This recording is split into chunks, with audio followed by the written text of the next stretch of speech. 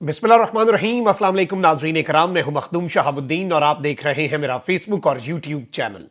उम्मीद करता हूं आप सब लोग बखैर वाफियत होंगे और जहां भी होंगे अपने अहले खाना समेत खुश भी होंगे और महफूज भी।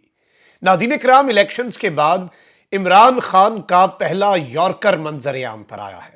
इस एक यॉर्कर से सारे के सारे स्टेक होल्डर इस वक्त सख्ते में आ चुके हैं।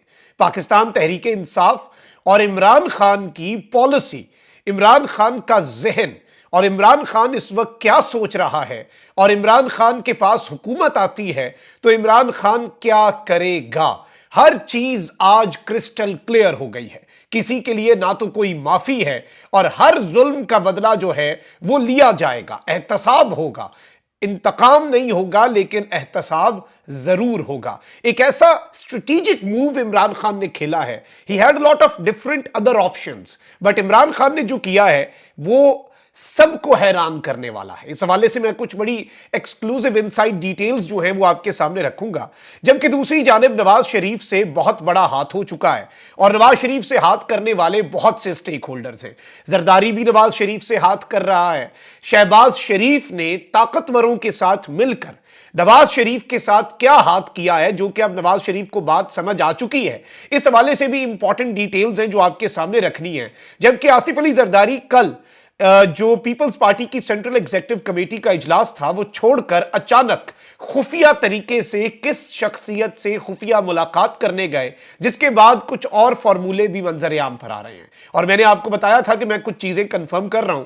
इस वक्त एक फॉर्मूला यह भी है कि ना पीपल्स पार्टी ना नून लीग बल्कि काकड़ 2.0, वो क्या हो सकता है उस पर भी बात करते हैं। इलेक्शन कमीशन की मुश्किलात बढ़ती जा रही हैं और साद रिजवी जो है उन्होंने एक बहुत बड़ा बयान दिया है और पाकिस्तान तहरीक इंसाफ को गैबी मदद आन पहुंची है। यह एक बहुत बड़ा मूव है पाकिस्तान तहरीक इंसाफ के लिए, एक बहुत ताजा हवा का झोंका है जो टीएलपी की तरफ से आया है। खबरें बहुत ज्यादा है, सारी की सारी डिटेल्स एक एक करके आपके सामने रखते हैं। सबसे पहले तो नाज़रीन इकराम, आपको पता है कि पीटीआई को अब अदालतें जो है वहां से भी कोई खास रिलीफ तो नहीं मिल रहा और लाहौर हाई कोर्ट ने भी मरियम, अता तारड़, ख्वाजा आसिफ समेत 18 हल्कों के नताइज के खिलाफ दरखास्तें कल खारिज कर दी थी। अब पाकिस्तान तहरीक इंसाफ को यह देखना है, पाकिस्तान तहरीक इंसाफ को अब अपना आइंदा का लाया अमल अपने मैंडेट के हवाले से देखना पड़ेगा। वहीं इस्लामाबाद की तीनों कौमी असम्बली की जो नशिस्तें हैं पीटीआई जीत रही थी और उसके ऊपर भी इन्होंने जो धांधला किया और अब उसका नोटिफिकेशन भी जारी हुआ है। अब इलेक्शन कमीशन के ऊपर सिर्फ पीटीआई बात नहीं कर रही। एक जानिब तो जमाते इस्लामी और उसके आपको पता है कि हाफिज नईम ने कहा कि ये मेरी सीट है ही नहीं जो मुझे दे दी गई, जिता दी गई, ये तो पीटीआई की सीट है, उन्हें वापस की जाए। बहुत से गैरतमंद लोग जो हैं 4-5 मुट्ठी भर आटे में नमक के बराबर जो है वो भी बात कर रहे हैं पूरे पाकिस्तान से कि भाई मुझे से जिताया गया, मैं नहीं बनता मेरा जीतना। अब इलेक्शन कमीशन और सिस्टम जो है उसकी मुश्किलात में इजाफा होता जा रहा है। ग्रैंड डेमोक्रेटिक अलायंस और मुस्लिम लीग फंक्शनल के सरबराह पीर सिबगतुल्लाह शाह राशिदी, पीर पगारा साहब जो है उन्होंने एहतजाजन सिंध असम्बली की 2 नशिस्तें छोड़ने का ऐलान कर दिया है। कराची में जीडीए के इजलास के बाद मीडिया से गुफ्तगू में इन्होंने कहा कि जब फैसला हो चुका कि सिंध पीपल्स पार्टी को देना है तो ये 2 नशिस्तें भी जरदारी साहब को दे दें और एस्टैब्लिशमेंट कहीं ये 2 नशिस्तें हमारे रखने से नाराज ही ना हो जाए कि ये 2 भी जरदारी को देनी थी। इन्होंने दावा किया कि मुझे कहा गया कि जरदारी साहब से अलायंस कर लो, नशिस्तें मिल जाएंगी। मना किया तो कहा कि फिर जीडीए के सामने 0 लिखा हुआ है, एमकेएम के सामने 15 है। पीर पगारा ने कहा कि हम इलेक्शन के नताइज को मुस्तरद करते हैं, ये एंटी स्टेट इलेक्शन था, ये रिटर्निंग अफसरान का नहीं किसी और का काम है, हम ये 2 सीटें भी वापस कर देंगे, हम कानून के दायरे में रहकर एहतजाज करेंगे, हमारे एहतजाज में एम्बुलेंसेज को कोई नहीं रोकेगा, हम कोई खैरात की सीटें नहीं लेंगे। उन्होंने कहा कि मुझे किसी दोस्त ने मशवरा दिया कि जीडीए खत्म कर दो, मैंने कहा कि मैं जीडीए खत्म नहीं कर सकता। अब इस सब के अंदर मैं आपको यह बता दूं कि इन्होंने यह भी बात कही है कि हम अगली हुकूमत चलने नहीं देंगे जब तक शफाफ इंतखाबात नहीं होते, हम एहतजाज जारी रखेंगे। वहीं दूसरी जानिब इंतखाबात में मुबैना धांधली के खिलाफ मुख्तलिफ सियासी जमातों का एहतजाज के बायस बलूचिस्तान का मुल्क के दीगर सूबों से राब्ता मुनक़ता हो गया और बलूचिस्तान में 20 मुख्तलिफ मकामात पर धरने हो रहे हैं। इलेक्शन कमीशन की ढिठाई, इलेक्शन कमीशन की आप इसमें मुनाफकत देखें, इलेक्शन कमीशन की स्टेटमेंट सुन के आपका हंसने पर दिल करेगा। पूरी दुनिया इलेक्शन कमीशन पे लाम ताम कर रही है, पूरी दुनिया और दुनिया भर के मुमालिक से लेकर मीडिया जो है वो इलेक्शन कमीशन और चीफ इलेक्शन कमिश्नर की क्रेडिबिलिटी जो है उस पर इतने बड़े बड़े सवालात उठा रहे हैं कि रत्ती बराबर गैरत भी हो तो वो मुकम्मल तौर पे ये सीट जो है वो अपनी इस्तीफा देके घर चले जाएं। जैसे इस वक्त पूरी दुनिया के अंदर भी और पाकिस्तान में भी इमरान खान की रिहाई और इलेक्शन कमीशन जो है पूरे का पूरा उसके इस्तीफे का मुतालबा जोर पकड़ता जा रहा है। लेकिन इलेक्शन कमीशन की ढिठाई है कि झूठ बोलना है, पक्का मुंह बना के बोलना है। इलेक्शन कमीशन ने आम इंतखाबात में धांधली के इल्जामात मुस्तरद कर दिए हैं।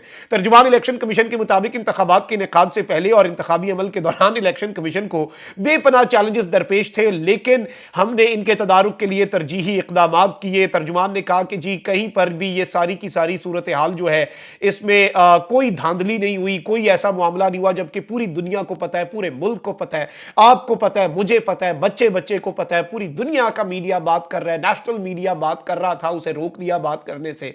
दुनिया भर में तो ये आवाज उठ रही है। अब यहां पर जो सूरत हाल इस वक्त बन चुकी है, इस सारी की सारी सिचुएशन में एक जानिब तो पीटीआई के हम आवाज मुख्तलिफ जमातें भी हो रही हैं इलेक्शन कमीशन पर, और इस सिस्टम के करता धरता जो है उनके ऊपर प्रेशर जो है वो बिल्डअप होता जा रहा है।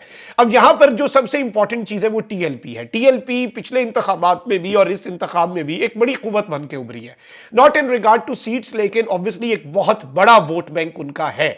और हर हल्के में आप देख लें कि उनका वोट जो है अच्छा खासा वोट होता है। और टीएलपी जो है, एक जाहिर बात है, मजहबी जमातें जितनी भी होंगी ना, चाहे जमात इस्लामी है, टीएलपी, वो बहुत ज्यादा डिसिप्लिन्ड भी होती हैं। यानी उनके लोगों को जो ड्यूटी दी जाती है वो अपनी पूरी करते हैं। उनके पोलिंग एजेंट से ज्यादा मुझे नहीं लगता कोई ज्यादा, ना पीटीआई, ना पीएमएलएन, ना पीपल्स पार्टी के कोई ज्यादा जान मार के पोलिंग एजेंट काम कर रहा हो जो इन मजहबी जमातों का है। ये एक रियलिटी है, जो लोग फील्ड में होते हैं वो देखते हैं कि उन्हें जो काम दे दिया जाता है फिर वो काम वो करते हैं और उसे मंतकी अंजाम तक पहुंचाते हैं। अब टीएलपी वालों ने, नाज़रीन इकराम, एक बहुत बड़ी बात की। एक जानिब तो साद रिजवी ने स्टेटमेंट दी कि रिजल्ट को असले के जोर पर तब्दील करवाना ये ताकत है, ये ताकत नहीं है, ये गुंडागर्दी है, यानी पीटीआई के हम आवाज होते जा रहे हैं। और साद रिजवी जो है उन्होंने ये बात कर दी है, जो कि बहुत बड़ी बात है, कि फॉर्म 45 मजीद इकट्ठे करने में, फॉर एग्जाम्पल किसी हल्के में पीटीआई के पास किसी कुछ पोलिंग स्टेशन के फॉर्म 45 अगर नहीं पहुंचे तो वो दूसरी जमातों के कैंडिडेट्स के पास तो होंगे, जमात इस्लामी के कैंडिडेट के पास होंगे, टीएलपी के कैंडिडेट के पास होंगे। तो टीएलपी जो है वो ये सारे फॉर्म 45 पाकिस्तान तहरीक इंसाफ को प्रोवाइड करेगी। टीएलपी ये सारे फॉर्म 45 जो है इन्हें प्रोवाइड करके पीटीआई की सबके अंदर मदद करेगी। अब साद रिजवी ने एक बहुत बड़ी स्टेटमेंट दे दी है, जो कि इस निजाम के करता धरताओं के लिए एक बहुत बड़ा चैलेंज बनने जा रही है। और वो स्टेटमेंट यह है कि जो फॉर्म 45 हमारे पास है उनके मुताबिक पीटीआई 176 सीटों पर कामयाब हुई है। पीटीआई खुद भी 180 का क्लेम कर रही है, साद रिजवी साहब ने भी 176 कह दिया है। अब इस सब के अंदर आप देखें कि ये सारी मुख्तलिफ सियासी जमातें हैं। अब बहुत सी जगहों से और भी पॉलिटिकल प्लेयर्स जो हैं वो उठ रहे हैं, वो कह रहे हैं कि भाई हमारा तो नहीं बनता था इलेक्शन ये, लेकिन ये इलेक्शन चोरी किया गया, ये पीटीआई का बनता था, ये पीटीआई का चोरी हुआ। जब कैंडिडेट्स बोल रहे हैं, बहुत सी जगहों पर विनिंग कैंडिडेट्स बोल रहे हैं, तो फिर आप समझ जाएं कि कितना बड़ा धांधला हुआ है। और अभी तो ये कब तक भागेंगे, बकरे की मां कब तक खैर मनाएगी, और ये कब तक निजाम और इसके अंदर जुडिशरी भी और सब, जाहिर बात है आज नहीं तो कल ये चीजें खुलनी है। पीटीआई ने फॉर्म 45 नामी एक वेबसाइट जारी कर दी जिसमें सारे फॉर्म 45 उन्होंने अपलोड किए हैं।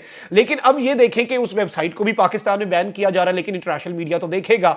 और जो इस सब के अंदर एक एक फॉर्म 45 जो है एक्चुअल विनर और डिक्लेयर्ड विनर के डिफरेंस के साथ इन्होंने मुकम्मल तौर पर पाकिस्तान तहरीक इंसाफ ने एक एक हल्का नंबर के साथ, और जब आप उसे ओपन करते हैं तो सामने सारे फॉर्म 45 आ जाते हैं, फॉर्म 45 का डाटा आ जाता है, डाटा की बुनियाद पे, और डाटा कभी झूठ नहीं बोलता। अब इस सब के अंदर टीएलपी पीटीआई के साथ शामिल हो गई है, जहां से कहीं से, जैसे आप कहते हैं पजल होती है, उसके कुछ मिसिंग डॉट्स होते हैं कि कुछ यही हमारे पास ये 3 चीजें मिसिंग है, वो 3 चीजें जो हैं वो टीएलपी वाले देने के लिए तैयार हो गया है कि भाई हमारे पास जो कुछ है वो आप लें और आप अपनी पजल तो पूरी करें, आप इनका चेहरा तो यहां करें, आप पूरे का पूरा हल्के का एक एक पोलिंग स्टेशन भी अगर मिसिंग है तो वो अगर हो सकता है हमारे पास हो, तो अपनी पावर्स जो है वो यूनाइट कर रहे हैं इस धांधली के खिलाफ और जुल्म के खिलाफ बेसिकली। और उन्होंने भी यही बात की है, आप इख्तलाफात कर सकते हैं साद रिजवी से, टीएलपी से, लेकिन इस मामले के अंदर वो मॉरल ग्राउंड्स का मुजाहरा कर चुके हैं। इससे पहले भी साद रिजवी का इमाम ताहिर साहिबा से मुकाबला था और वो हारे हैं वहां पे, लेकिन उन्होंने इमाम ताहिर को जब इन्होंने पकड़ा तो साद रिजवी ने स्टेटमेंट दी कि भाई मेरे मुखालफों को क्यों पकड़ रहे हो और क्यों भाई किसी औरत को आप उठा रहे हो, ऐसा नहीं होना चाहिए। जो कि अच्छी चीज है, जहां पर जो अच्छा करेगा उसके साथ हम वो एक्सेप्ट करेंगे। अब नवाज शरीफ के साथ जो हाथ किया है शहबाज शरीफ ने और ताकतवर हल्कों ने, नवाज ग्रुप के लोगों को जानबूझ के जो हरवाया गया है उस पर भी बात करनी है, और जरदारी साहब की जो मीटिंग है उस पर भी बात करनी है। लेकिन पहले आ जाते हैं इमरान खान साहब ने जो यॉर्कर मारा है। इमरान खान साहब ने वजीर आला खैबर पख्तूनख्वा किसी काम एंड कूल बंदे की बजाय दबंग अली अमीन गंडापुर को जिस तरह से उठाया गया, आपको याद है, उनके बाल तक काटे गए, उसके बाद उनके सारे भाइयों ने इज़हार यकजहती में बाल काट लिए। जब अली अमीन गंडापुर रिहा होकर जमान पर गए तो फूलों में लाद दिया गया उन्हें, क्योंकि बड़ा दबंग तरीके से अली अमीन गंडापुर ने सब कुछ गुजारा। अब अली अमीन गंडापुर जो है वो अच्छे खासे दबंग आदमी है, ठीक है, और एक तो स्ट्रांग आदमी है। अच्छी चीज ये हुई है कि मुजदार टाइप कोई पूरा सा बंदा जिसे इस्लामाबाद से ऑपरेट करना पड़े वो नहीं है। सेकेंडली, इमरान खान साहब का ये मूव अक्रॉस द बोर्ड एक मैसेज कम्युनिकेट कर गया, क्योंकि इमरान खान साहब ने अली अमीन गंडापुर को वजीर आला केपी नामजद कर दिया है।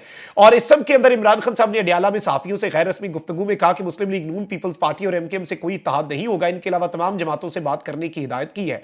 जिनको लेकर आए वो सबसे बड़ी मनी लॉन्ड्रर हैं। इंतखाबात से मुल्क में मुआशी इस्तेहकाम आता है, लेकिन इंतखाबात से मुल्क में मुआशी इस्तेहकाम नहीं आएगा। एक सवाल के जवाब में इमरान खान साहब ने कहा कि खैबर पख्तूनख्वा के वजीर आला अली अमीन गंडापुर होंगे, और अली अमीन गंडापुर जो है वो रोपोश भी थे। उनके वालिद साहब का जनाजा था, वो आज जारी बात है, गैरत होती है बंदे में, वो कहता है अरेस्ट होता हूं तो हो जाऊं, लेकिन जारी बात है अपने वालिद का जनाजा तो पढ़ने आए। और वहीं पर उन्हें खबर मिली कि इमरान खान साहब ने अली अमीन गंडापुर को वजीर आला केपी नामजद कर दिया है। अब यहां पर एक और चीज मैं आपके सामने रखूं, शेर अफजल मरवत साहब जो है वो भी दबंग आदमी है। उन्होंने भी एक स्टेटमेंट दिया है कि जब हम गवर्नमेंट फॉर्म करेंगे उसके बाद हम खैबर पख्तूनख्वा पुलिस के ऑफिसर्स को कहेंगे कि जी आए, और जितनी आपने पाकिस्तान तहरीक इंसाफ के खिलाफ FIR दर्ज की थी उन्हें कोर्ट्स के अंदर डिफेंड करें, और अगर वो नहीं कर पाते तो फिर जाहिर बात है उनके खिलाफ जो है वो केसेस जो है रजिस्टर कर दिए जाएंगे। अब इस सब के ऊपर बहुत से लोगों ने ये लिखा कि अभी हुकूमत कायम भी नहीं हुई और तहरीक इंसाफ के नौ मुंतखब अरकान कौमी और सूबाई असम्बली ब्यूरोक्रेसी और पुलिस को धमकियां दे रहे हैं। तहरीक इंसाफ के अरकान का ये धमकी आमेज लहजा खैबर पख्तूनख्वा में इंतजामी बहरान का सबब बन सकता है। अलबत्ता इस सब के अंदर अहमद नवाज सुखेरा साहब हैं, उन्होंने एक तज्जिया दिया, सीनियर ब्यूरोक्रेट है, उन्होंने कहा कि sorry I disagree with you, listen from 130 onwards what he is saying is very fair and in accordance with the constitution, the laws and the rules. यानी शेर अफजल मरवत ने जो बात कही है कि वो कॉन्स्टिट्यूशन के मुताबिक है, रूल्स के मुताबिक है, कानून के मुताबिक है। Malicious and fabricated FIRs when declared as such by courts must have legal consequences on those lodging the FIRs। यानी जो गलत FIRs हैं जब उनके ऊपर वो अदालतों ने, ये नहीं कह रहे कि हम जी अदालतों में लेके जाएंगे कि बताएं साबित करें ठीक है कि नहीं। अब इससे एक चीज बड़ी वाज़ेह हो गई है कि PTI इंतकाम नहीं लेगी, लेकिन कानून के मुताबिक एहतसाब तो होगा, सवाल तो होगा, क्वेश्चन तो पूछा जाएगा। सवाल ये होगा कि बताएं जी क्या हो रहा है, किस तरह से चीजें चल रही हैं और क्या मामला हो रहा है। अच्छा, वहीं दूसरी जानिब शहबाज शरीफ ने नवाज शरीफ के साथ गेम तो कर दी है, और नवाज शरीफ के करीबी लोग जो हैं उन्हें भी जानबूझ के, जब इतनी धांधली हो रही थी तो बहुत से लोगों को जिताया जा सकता था, बहुत से लोगों को जानबूझ के हराया गया है। अब इसमें साद रफीक साहब है लाहौर से, उन्हें हराया गया। खुर्रम दस्तगीर गुजरांवाला से, गुजरांवाला का फेस है और नवाज शरीफ के करीब भी है, और नवाज शरीफ ने एक तकरीर भी की थी गुजरांवाला जलसे में, आपको याद होगा जब पहली दफा बाजवा फैज का नाम लिया था। खुर्रम दस्तगीर भी नवाज शरीफ के हैं। जावेद लतीफ जो है ये शहबाज शरीफ से कई बार इख्तलाफात कर चुके हैं और कैबिनेट में नवाज शरीफ का खास बंदा होता था। आबिद शेर अली नवाज शरीफ कैंप, यानी इतनी धांधली की तो 4-5 और बंदे भी तो जिता सकते थे। बड़े बड़े बुर्ज और राना सनाउल्लाह की पर्सन है, लेकिन जारी बात है इन्हें ताकतवर पसंद नहीं करते। शहबाज शरीफ साहब इस वक्त बिल्कुल उनके हैं। नवाज शरीफ के कैंप को मुकम्मल तौर पर हराया गया है, उखाड़ा गया है, ताकि वो शहबाज शरीफ की कैबिनेट तक में ना हो। शहबाज शरीफ के हाथ मजबूत किए गए हैं, ऑल्दो PMLN को सीट्स कम दी गई हैं, और इस सब में नवाज शरीफ को यह कहा गया कि गवर्नमेंट आपने बनानी है लेकिन हमारे सर पर बनानी है। और नवाज शरीफ को मरियम नवाज शरीफ वाला लॉलीपॉप दे दिया कि आपकी ख्वाहिश पूरी हो गई, मरियम को हम CM बना देते हैं। जबकि पीपल्स पार्टी के साथ डील भी करवाई जा रही है। एक ये थ्योरी दी जा रही है कि जी 3 साल PMLN और 2 साल के लिए बिलावल PM बन जाए। लेकिन कल का पीपल्स पार्टी का इजलास जो है वो बड़ा इंपॉर्टेंट था, क्योंकि अक्सरियत ने ऑपोजिशन में बैठने की तजवीज़ दे दी। PTI की जो मरकजी मजलिस आमला है उसके पहले इजलास में पार्टी रहनुमाओं की अक्सरियत ने मुस्लिम लीग नून के साथ इत्तेहाद की मुखालफत की और कहा कि पार्टी को अपोजिशन में बैठना चाहिए। पार्टी अपोजिशन ने यह तजवीज़ भी दी कि इंतखाबात में अक्सरियत हासिल करने वाली जमात को हुकूमत बनाने की बाज़ाब्ता दावत देने का मुतालबा भी किया जाए। और ये बेसिकली जरदारी हाउस इस्लामाबाद में मीटिंग हुई, 4 घंटे ये इजलास जारी रहा और फिर आज फिर ये इजलास जारी रहेगा। इजलास के बाद मीडिया से गुफ्तगू करते हुए इन्होंने ये सारी बातें बताई कि जी ये सब कुछ हुआ है, लेकिन ये भी पता लगा कि जब ये अहम तरीन इजलास शुरू हुआ तो 4 घंटे के इजलास के आधा घंटा शुरू होने के बाद ही आसिफ अली जरदारी इजलास छोड़कर लेकर फौरी तौर पर हंगामी बुनियादों पर कहीं गए। नॉर्मली वो बड़े काफले में शिरकत करते हैं, बड़े काफले में जाते हैं जब भी इधर उधर मूवमेंट हो, लेकिन 2 गाड़ियों के काफले में जरदारी हाउस से निकले और तकरीबन 1 घंटे बाद वापस आकर इजलास में दोबारा शरीक हुए। इस दौरान आसिफ अली जरदारी कहां मौजूद थे, इस बारे में किसी को नहीं पता। इसमें जाहिर बात है क्या आराइयां हो रही हैं कि एक बड़ी इंपॉर्टेंट मीटिंग हुई है और इसके अंदर जरदारी साहब को कन्विंस करने की कोशिश की गई है आईनी ओहदों के ऊपर और बंदर बांट के ऊपर, और एक थ्योरी जो 3 और 2 साल वाली दी गई है वो तो है। अब यहां पर एक थ्योरी और आ रही है और वो जरदारी और नवाज शरीफ दोनों को कम्युनिकेट की गई है कि आपस में सेटलमेंट कर लो, लेकिन वरना फिर जो प्राइम मिनिस्टर है वो तीनों मेन पार्टीज में से किसी से नहीं होगा। यानी ये एक सरप्राइज होने जा रहा है। देयर इज अ थ्योरी के पीएमएलएन में से भी जो प्राइम मिनिस्टर है वो शहबाज और नवाज दोनों ना हो, ये भी एक थ्योरी है। लेकिन इसमें एक और ऑप्शन जो ताकतवरों ने इस वक्त स्क्रिप्ट लिख दिया है वो ये है कि काकड़ की तरह का, काकड़ से बड़ा पपेट तो कोई नहीं हो सकता। काकड़ इज द, जो पपेट की एक अल्टीमेट चीज होती है ना, काकड़ साहब हैं, अब माने ना माने काकड़ साहब की हम इज्जत करते हैं, हमारे लिए काबिल एहतराम है, लेकिन जो उनका तर्ज हुकूमत रहा है एवरीवन नोज अबाउट दिस, एक एस्टैब्लिश्ड फैक्ट है। तो काकड़ 2.0 लाने की भी एक तैयारी हो रही है ताकतवरों की तरफ से, यानी कि एक बिल्कुल ऐसा बंदा जो किसी पार्टी से ना हो, जिसे सारे वोट दें, और फिर वही एक कौमी हुकूमत का शायद वो एक जेन में लाना चाह रहे हैं। लेकिन ये भी थ्योरी इस वक्त हाथ में है कि एंड पे इन्हें ये भी बात जरदारी साहब को भी कम्युनिकेट की गई है कि फिर बिलावल वाला काम भी खत्म, आप हमारी स्क्रिप्ट माने और जिस तरह से हम बनवाना चाह रहे हैं चीजें करें, वरना आपके लिए मुश्किल होंगी। अपना बहुत ख्याल रखें। अल्लाह निगमान, पाकिस्तान जिंदाबाद।